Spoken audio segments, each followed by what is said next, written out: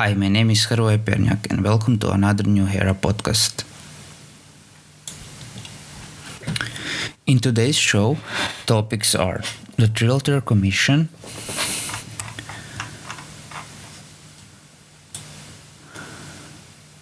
the Roundtable Group, the Club of Rome,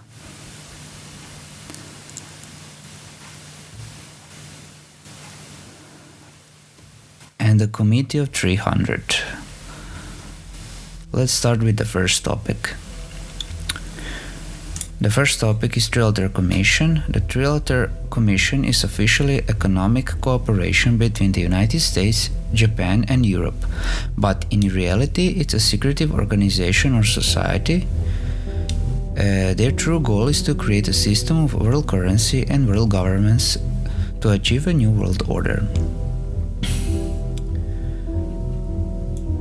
The Trilateral Commission establishment was in July 1973. The Trilateral Commission was founded in July 1973. Their private organization was officially created to foster closer cooperation between the US, Japan and Europe. The founder was David Rockefeller, the chairman of the Council of on Foreign Relations, TFR. At that time, the Trilateral Commission is widely seen as an offshoot of the Council on Foreign Relations. The Trilateral Commission arose from the Bilderberg Group when one of its prominent members, Esso of Standard Oil's David Rockefeller, came into conflict with other members over whether to include Japan in the club. In 1970, Professor Zbigniew Brzezinski published his book Between Two Ages. This book impressed David Rockefeller so much he lures its author away from the Columbia University to become chairman and co-founder of the Trilateral Commission in 1973. Together with Zbigniew Brzezinski and a few others, including people from the Council on Foreign Relations, Ford Foundation, and the Brookings Institution, Rockefeller organized meetings and held their first executive committee meeting in Tokyo in October 1973. The meeting was attended by politicians, corporate CEOs, prominent university presidents, labor union leaders, and academics. What was the purpose of the Trilateral Commission? The Trilateral Commission was created to become a type of international CFR. Their goal is to merge all developed nations to create the world government. The Trilateral Commission is preparing the framework or power structure which is necessary to multinational banks and corporations to seize global control over the world population, governments and economics. In April 1974, former US Deputy Assistant Secretary of State, CFR and Trilateralist member Richard Gardner publishes an article in CFR's Foreign Affairs, The Hard Road to the World Order, where he states that the house of the world order will have to be built from the bottom up rather than from the top down, but an end around national sovereignty, eroding it by piece, will accomplish much more than the old-fashioned frontal assault. The world can be divided into three major economic regions: North America, Europe, and the Far East, China, Japan, etc. If under the pretext of having to join forces to be able to face economic competition with the two other economic regions, the member countries of each of these three regions may decide to merge into one single nation, forming three superstates. Then the one world government will be much closer. The Trilateral Commission achieves its ultimate goal, a world government step by step. In 1977, Jeremiah Novak writes the Trilateral Connection in July edition of Atlantic Monthly, in which he states, for the third time in this century, a group of American schools, businessmen, and government officials is planning to fashion a new world order. In 1979, Barry Goldwater, retiring Republican senator from Arizona, publishes his autobiography with no apologies. He states, "In my view, the Trilateral Commission represents a skillful coordinated effort to seize, control and consolidate the four centers of power: political, monetary, intellectual and ecclesiastical. All this is to be done in the interest of creating a more peaceful, more productive world community. What the Trilaters truly intend is the creation of a worldwide economic power superior to the political governments of the nation-states involved. They believe the abundant materialism they propose to create will overwhelm exciting differences as managers and creators of the systems they will rule to the future." Who was the members of Trilateral Commission? The Trilateral Commission consists of approximately 400 private citizens from the United States, Europe and Asia. These individuals have a lot of power and influence in the banking sector, politics and business worlds. Some notable members of the Trilateral Commission include David Rockefeller, founder of the Commission, chairman of the Chase Manhattan Bank Board from 1969 to 1981, chairman of the Council on Foreign Relations from 1970 to 1985, now honorary chairman, a life member of the Bilderberg Group, President George H.W. Bush, Jimmy Carter and Bill Clinton, Dick Cheney, William Cohen, Dianne Feinstein, David Gergen, Henry Kissinger, Federal Reserve Chairman Alan Greenspan and Paul Volcker,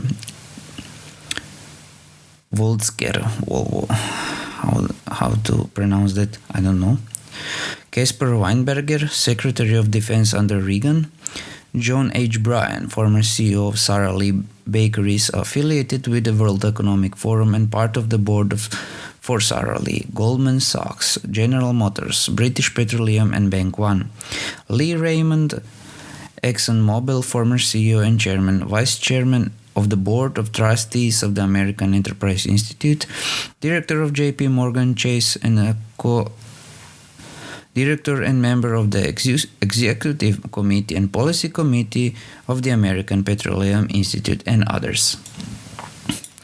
In 1981, researcher Laurie Key Strand stated in the book People's Almanac, "Many of the regional members of the Trilateral Commission are now in position of power where they are able to implement policy recommendations of the Commission, recommendations that they themselves prepared on behalf of the Commission. It is for this reason that the Commission has acquired a reputation for being the shadow government of the West.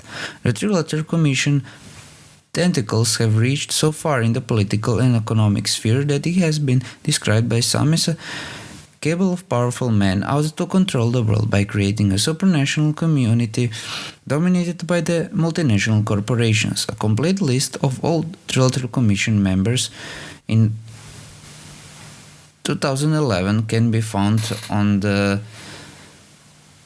web page of Trilateral Commission 2011 member list. That is on Conspiracy Wikipedia. Creation of the first superstate, the European Union. The creation of European superstate. The European Union was initiated by members of the Trilateral Commission. The UE is the prototype of global governments that will soon exert its influences to reshuffle world relationships. In 1993, the Single European Act, Maastricht Treaty, was signed in Maastricht, the Netherlands, requiring all member nations of the European Community to remove their trade barriers and to hand over their fiscal and monetary policies to the officials of the European Commission in Brussels, Belgium. In 2002, the euro became the common currency for many European states. In January 2002, nearly all the members of the European Union replaced their national currency with a common currency, the euro. Moreover, the Treaty of Nice removes more powers from the nations to give them over to the European Commission. What began as an economic cooperation in 1952 with the EEC, European Economic Community, a partnership between a few European nations to regulate the coal and steel in industry, finally turned into an European superstate. In 1948, Jean Monnet, a French socialist economist and founder of the EEC, must have had the European superstates in mind when he said political union inevitably follows economic union, and the creation of a united Europe must be regarded as an essential step towards the creation of the united world. As regards of the North American region, the merge of its member nations is just a matter of time with the passage of free trade between the USA and Canada, and later Mexico. In the next few years, it is intended that all of the Central and South America joins this free trade agreement with a common currency, the Amero, for them all. The upcoming American superstate is often referred to as the North American Union. NAU. On the 6th of May 2002, Mexico's President Vicente said the following in Madrid regarding an American superstate. Eventually, our long-range objective is to establish with the United States, but also with Canada, our other regional partner, an assembly of connection as institutions similar to those created by the European Union. The second topic is the Roundtable Group. The Roundtable Group is a secret society that was formed in the beginning of the 20th century. This group plays a key role in the upcoming New World Order and creates the agenda of organizations such as the Committee of 300. Let's start with the history of the Roundtable Group. Around 1870, John Ruskin, an English professor, taught his apprentices that some people were superior to others, and that one superior man should rule the world. His lessons were embraced by a powerful man named Cecil Rhodes. He spent all his wealth gained through diamonds and gold in South Africa to achieve his lifelong dream of a world government, a new world order. Cecil Rhodes proposed the idea for the British Empire to re-annex the United States of America and reform itself into a imperial federation to establish a superpower and lasting world peace. In 1877, at an age of 23, he wrote his first will, in which he expressed his wish to create a secret society known as the Society of the Elect that would strive this goal. In his will, Cecil Rhodes wrote, "To and for the establishment, promotion, and development of a secret society, the true aim and object whereof shall be for the extension of British rule throughout the world." His strong desire for the world government was expressed in his statement, "I would annex the planets if I could."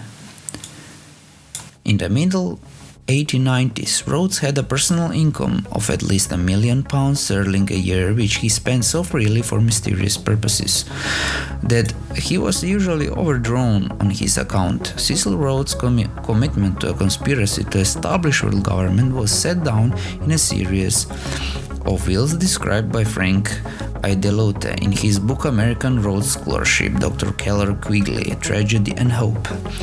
In 1891, Rhodes established a secret society which later became known as the Roundtable Group. Like the Illuminati, the Roundtable Group has the inner core with various circles of associates built around it. It became international and established organizations and associate societies in many countries around the world.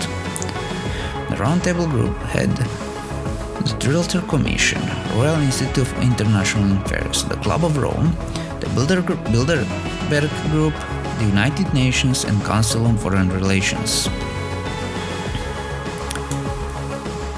International bankers were involved in the society from the beginning. Lord Rothschild of England, a leading member of the powerful international house of Rothschild, was the financier of Rhodes' mining monopoly in Rhodesia. Rhodesia is named after Cecil Rhodes, South Africa. The Rothschild family became a trustee of the Rhodes fortune, and the initiate of the secret society. In his last will, Rhodes formed the well-known Rhodes Scholarship, through which young students from all over the world would receive higher education and the indoctrination of one worldism. Frank Idelot, in his book American Rhodes Scholarship, wrote, in 1888, Rhodes made his third will, leaving everything to Lord Rothschild, his financier in mining enterprises, with an accompanying letter closing the written matter discussed between us. The model for this proposed secret society was the Society of Jesus.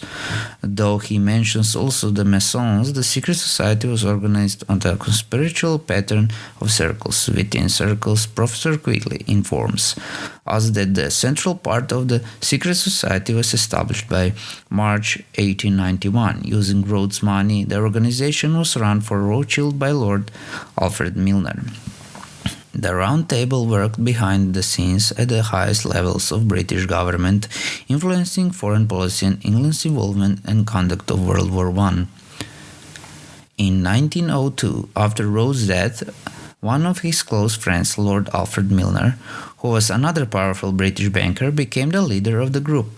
Milner established roundtable groups in many nations, including the United States. He attracted many young intellectuals, mostly from Oxford, who were given important positions in government and international finance.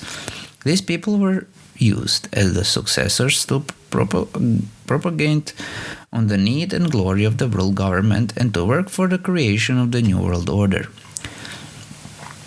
Like the Illuminati, members are enticed with the humanitarian ideals. They are shown the needs of the world and are inspired to work for the solution of the world problems. But only the well-proven and most suitable initiatives are shown the real goal of the society, world government. The innermost members of those societies, international bankers, professors, and politicians, have together become known as insiders. Many groups have been established by the Round Table Group in the past century. In the United States, they established the Council on Foreign Relations. In the United Kingdom, the Royal Institute for International Affairs. On the international level, they have established the Bilderberg Group. This group consists of the most important bankers, politicians, and royal family members of the US and Europe, which meet once every year. Their discussion and plans are never made public, but their purpose is clearly the coordination of plans for the formation of the world government. Most people have never heard of these organizations, as they are extremely secretive and little is published about them, which is not surprising, seeing that much of the main news media is controlled by these same secret groups. And the third topic is Club of Rome. The Club of Rome was created in 1968 by the Morgenthau Group. Its original purpose was to create a new world order by the year 2000. The Club of Rome has a hidden agenda to divide the entire world into 10 regions or kingdoms. Where was the Club of Rome established? In April 1968, the Club of Rome was founded by members of the original Morgenthau Group during a meeting at Rockefeller's private house in Belgium in Italy. The meeting was organized by Aurelio Pezzei, an Italian industrialist who had close relations to the Olivetti Corporation and Fiat. He claimed to have solutions for world peace and prosperity, which could be accomplished through a new world order. The Club of Rome was established with 75 prominent industrialists, economists, and scientists members from 25 nations. The Bilderberg Group and the Club of Rome are the most important foreign policy arms of the Round Table, which is led by the Committee of 300. Many of the Club of Rome members were drawn from NATO, and they have been able to create a lot of what NATO claims are its policies. Through Lord Carrington, they were able to split NATO into two groups, a left-wing political faction and its former military alliance. The 10 Kingdoms. The Club of Rome acts as a research institute on political, social, and economic issues, and claims that there is no other viable alternative to the future survival of mankind, then a new global community under a single form of government. On 17 September 1973, the Club of Rome published a report entitled The Regionalized and Adaptive Model of the Global World System, which was authored by Eduard Pestel and Mihailo Mesarovic. The report revealed the club's intention to divide the world into 10 economic political regions, called kingdoms, which would unite the entire world under a common leadership. These regions are North America, Western Europe, Japan, Australia and South Africa, Eastern Europe, Latin America, North Africa and Middle East, Main Africa, South and Southeast Asia, Central Plain Asia. The term kingdoms was left out when the plan was released in a book entitled Mankind at a Turning Point, which stated that the solutions to the problems of the world could only be developed in a global context. Population control. In 1973, the Club of Rome released a report entitled Limits to the Growth, which dealt with the problem of overpopulation. In the August 1980 edition of Fusion magazine, Howard Odum, marine biologist at the University of Florida, who was a member of the Club of Rome, was quoted saying, "It's necessary that the US cut its population by half within the next 50 years. He did not mention how this should be accomplished. During the presidency of Jimmy Carter, a task force was created to expand the limits and growth document, and on 24 July 1980, a two-volume report was released entitled Global 2000 Report, which had been authored by former Secretary of State Cyrus R. Vance. The report, which was presented to President Carter, attempted to project global economic trends for the next 2 decades and indicated that there aren't enough resources on the earth to support the expected dramatic increase in the world population. The document says the population of the United States should be reduced by 100 million people by the year 2050. About half a year later, the Council on Environmental Quality made a recommendation based on the document entitled Global Future, A Time to Act. They proposed an aggressive plan to control the population, which included contraception, abortion, and sterilization. In August 1982, the Executive Intelligence Review released a document entitled Global 2000 Blueprint for Genocide, which stated the two before-mentioned presidential documents are correctly understood as political statement of intent. The intent on the part of such policy centers as the Council on Foreign Relations, the Trilateral Commission, and International Monetary Fund, to pursue policies that will result not only in the death of the 120 million cited in the reports, but in the death of upwards of 2 billion people by the year 2000. Throughout the world, the Club of Rome has said that genocide should be used to eliminate people who they refer to as useless eaters. U.S. Association of the Club of Rome. In 1976, the U.S. Association of the Club of Rome, USA Corps, was created.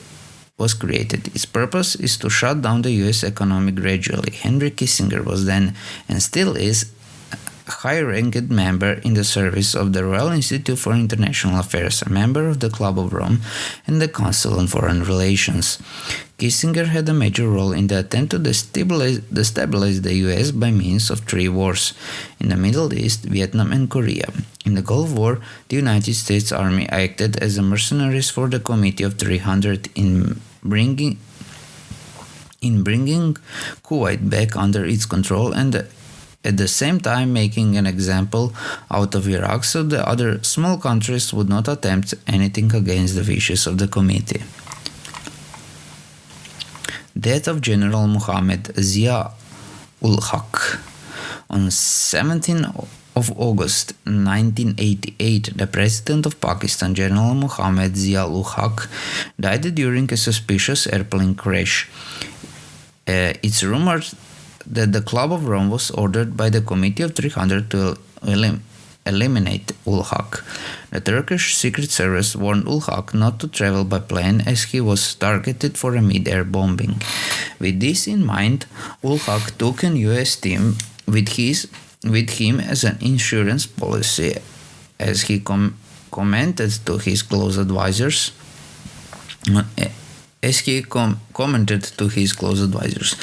On board the flight, there were a number of United States officials, including the U.S. Army Defense Intelligence Agency group led by Brigadier General Herbert Wassam and U.S. ambassadors to Pakistan Arnold Louis Raphael.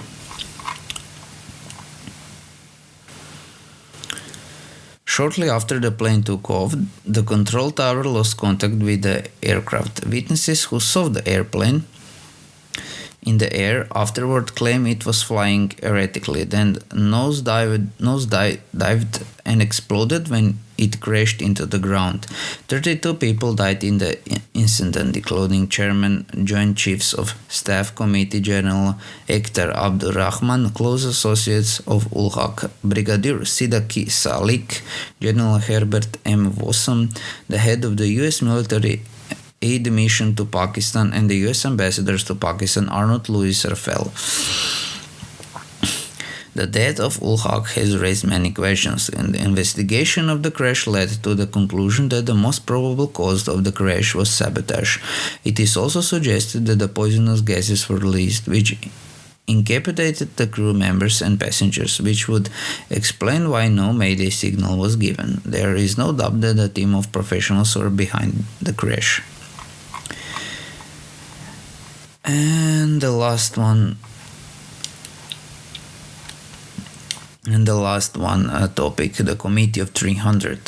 The Committee of 300 is an international council which determines the political, economical, banking, media, and the military policy for centralized global efforts. The committee is part of the Round Table Group and is superior to groups such as Club of Rome and the Trilateral Commission. History of Committee of 300.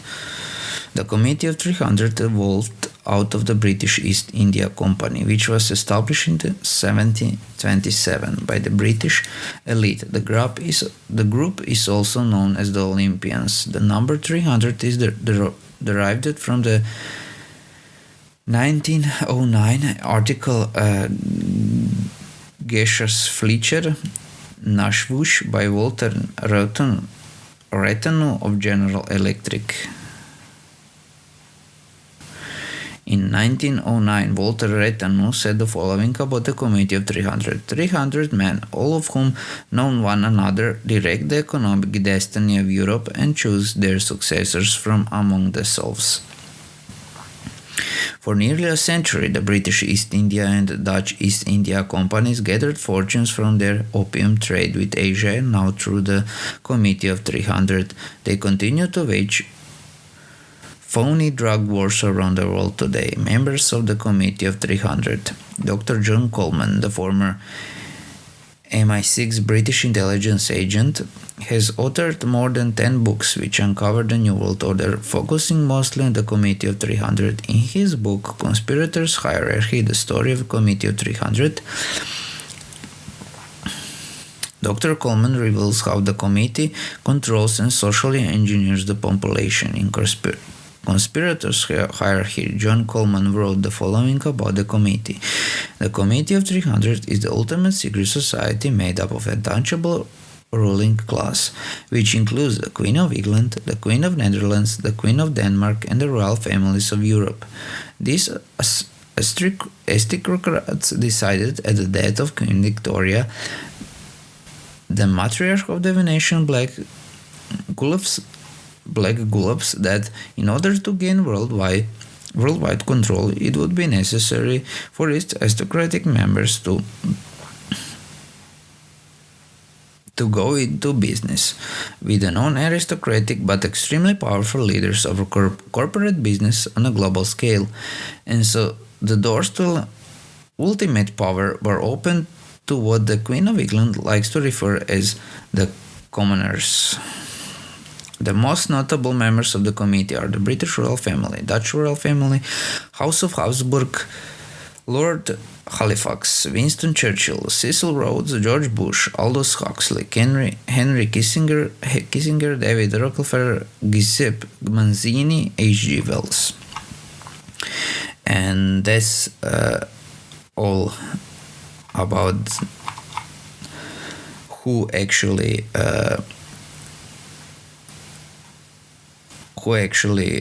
formed the New World Order and who was behind it. It's like part 2.